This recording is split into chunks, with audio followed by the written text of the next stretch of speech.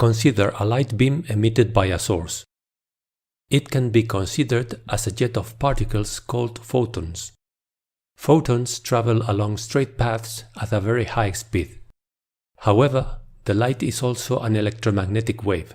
What does this mean? Well, it first means that at all points of the light beam there is an oscillating electric field, which is inseparable from the photon jet.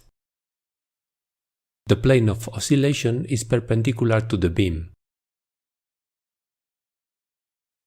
Second, there is also an oscillating magnetic field.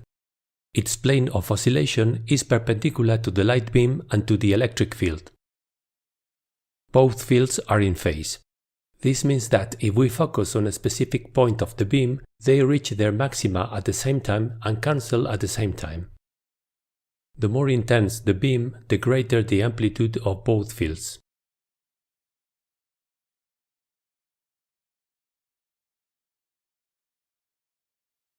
Now let's freeze the image at any time. The distance between two consecutive maxima or two consecutive minima is the wavelength of our beam.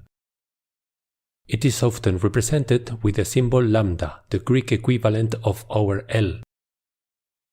Different sources of light, whether or not visible, will normally emit electromagnetic waves with different wavelengths.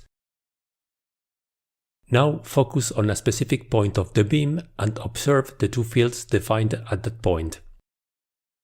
Let's measure the time it takes for both fields to complete an oscillation. This time interval is the period of the electromagnetic wave.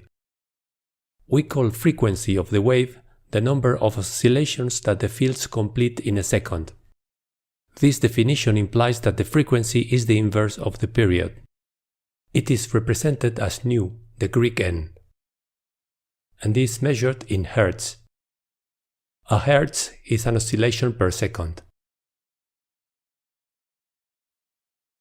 Our light wave and the photons take a time t to travel a distance equal to the wavelength. Therefore, the speed of light is the quotient of both quantities.